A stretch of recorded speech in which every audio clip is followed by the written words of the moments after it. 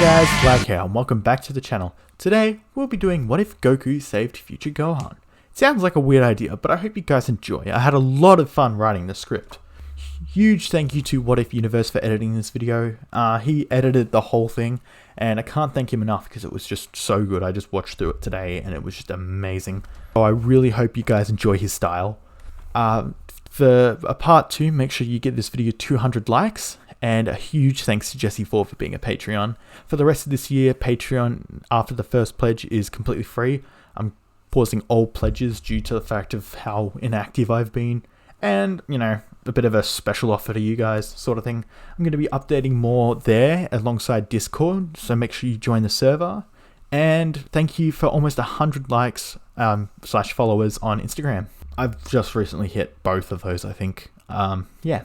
Also going to be spending some time on a new animation for the channel intro and possibly outro, but for this time being I'm working on intro. So yeah, I hope you guys enjoyed today's video. So we start off with Gohan's last battle as Gohan is losing ground after fighting so hard to stop the androids. Gohan is giving it more than everything, but knowing his time is up, he has to try. Gohan tries and tries to no avail. Androids start getting bored and charge their dead end rain attack. This is where it changes. Goku and the Z Fighters are watching from afar in the heavens. How, you ask? Well, I'm just gonna stick with this set of next line. This is more of the canon of the BoJack movie, and it's going to require a fair bit of it. Yes, it's going to sound outlandish, but, well, this is kind of what the story relies on. And I don't mean to be outlandish here, guys, but this isn't part of the story. Mind you, this isn't canon either, so, you know, have a go at me in the comments or whatever.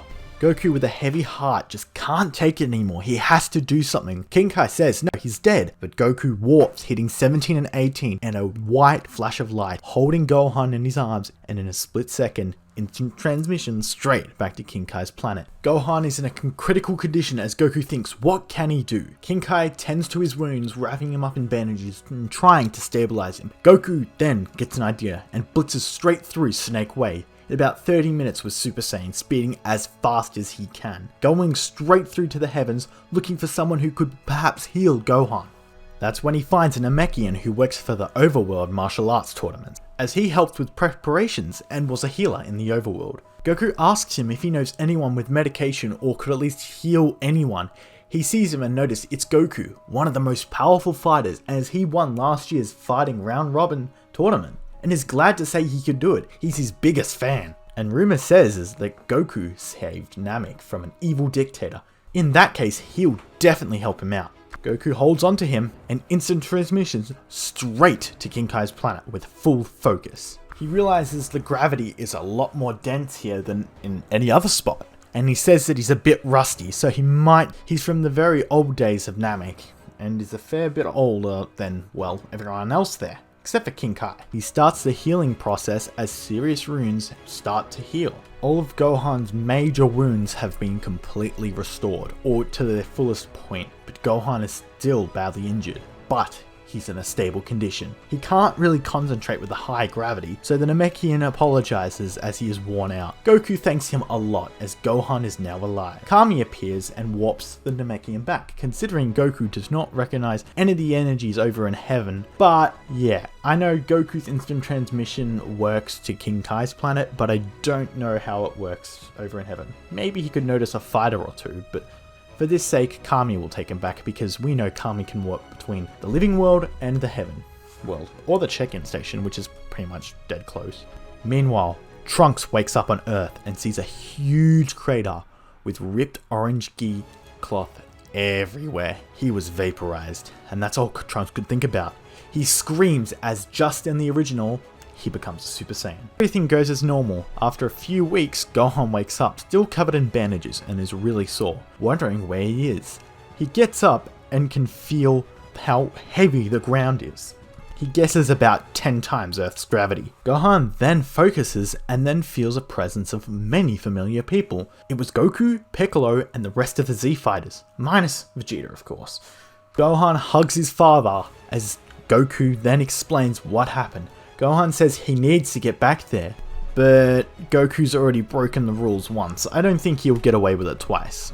After 2 weeks, Gohan begins training. He adapts to 10 times Earth's gravity on King Kai's planet and tries to learn instant transmission. But he's having troubles as Goku teaches him the basics, and after 10 months, Goku shows him the direction of Yardrat. As Piccolo helps Gohan focus as much as he can, he finally finds it.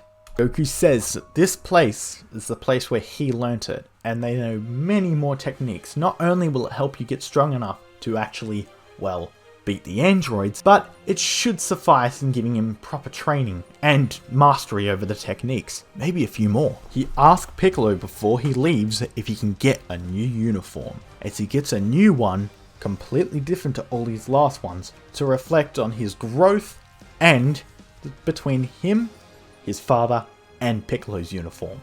Gohan thanks his father once more and braces it with a hug, as he continues to say he'll bring Piccolo back soon alongside all the Z Fighters, as he uses instant transmission and heads off to the planet Yardrat.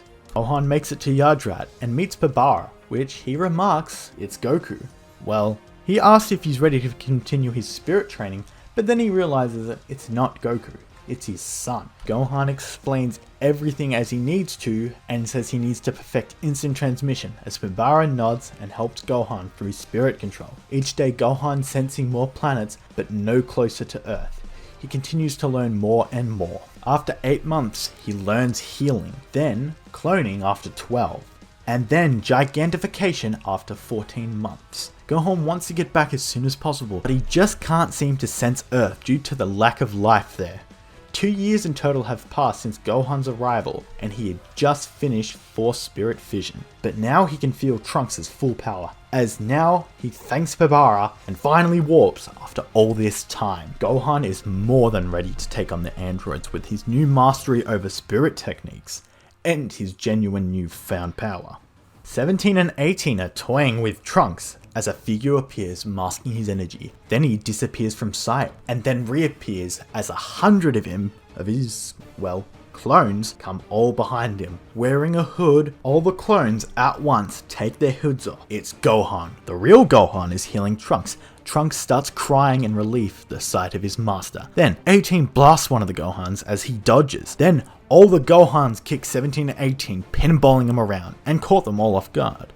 The real one appears taking off his weighted turban and throwing it off, given to him by Piccolo. Gohan powers up to full power, which makes Trunks remark his base form has increased several fold, goes all the way to Super Saiyan. The androids, unbeknownst to them, don't realize how screwed they are. Gohan splits into two as they begin dueling. Apparently the clones are supposed to be perfect copies, but I'd assume they have something like a durability issue. 17 and 18 gang up on one of the clones as Trunks strikes and cuts 17 on the back, as the real Gohan turns big and squashes him, then catches 18 and drops her right on top of him, stomping on them both. Gohan shrinks as the two end them. Finally, after 3 whole long years, Trunks and Gohan have finished it and saved the future. Well, technically in this time, one timeline. Trunks then asks Gohan where he had been for 3 whole years, as he explains everything and then warps back to Bulma, who now she is in tears and thrilled to see him after a long 3 years.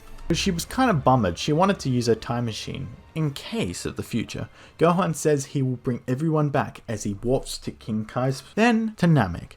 As they mistake Gohan for Goku, he explains he is Gohan and they all remember him from saving Dende. As Dende would tell them, Gohan asks kindly if he could use the Dragon Balls, and Mori obliges as he saved Dende and Namek, and Dende and Gohan gather the Dragon Balls within seconds due to instant transmission. Dende summons Porunga as he explains that he had upgraded Porunga so he can bring back a whole population of a planet, as Gohan smiles and thanks him a lot, as everyone reappears for Gohan's first wish, and his second wish is to turn everything back to what it was before the attack of the androids. Gohan can't think for a third wish. Then Dende notices something and speaks the Namekian tongue. As Gohan notices something, his arm has reappeared. Gohan thanks all the Namekians and he gradually disappears to Earth as he re-embraces with Piccolo and everyone else. Vegeta also appears that he has been training in his own personal hell. He would be tortured by Frieza, who each time would be stronger than him. Every time Vegeta beat him, he'd come back even stronger, even if Vegeta was a Super Saiyan. So Vegeta is very powerful, but he hadn't surpassed the Super Saiyan gap. He's still using Super Saiyan. And he really didn't increase all that much. He'd basically been tortured, which didn't really get him a Zenkai, but I don't know how it really works in Hell. So for this storyline, he's slightly stronger than Trunks, but weaker than Gohan. Easily weaker than Gohan. Everything is now back to normal as Bulma uses the Dragon Balls to make everyone else who is not a part of the Z Fighters forget about the android attack, just like what happened in the Buu Saga. So Earth can continue peacefully. No one knows that Gohan saved the future, but the whole group smile and say they were the ones to save the future. One night, a few months after the whole android attack, someone knocks on the door at Gohan's place. Who could this stranger be, and what is going to happen next? Well, that's for all of you guys to guess down in the comments, because this is where we're leaving it. Ta-da! Another cliffhanger. So, what did you guys think? You happy where I've left it? Make sure you get 200 likes to see a part 2. Once I reach that, I'll get straight into it. Make sure to check out everything I mentioned at the start of the video. There will be links in above and cards above. Huge thank you to What If Universe once more and Jesse Ford, the Patreon. Thank you guys and have a good one. See ya.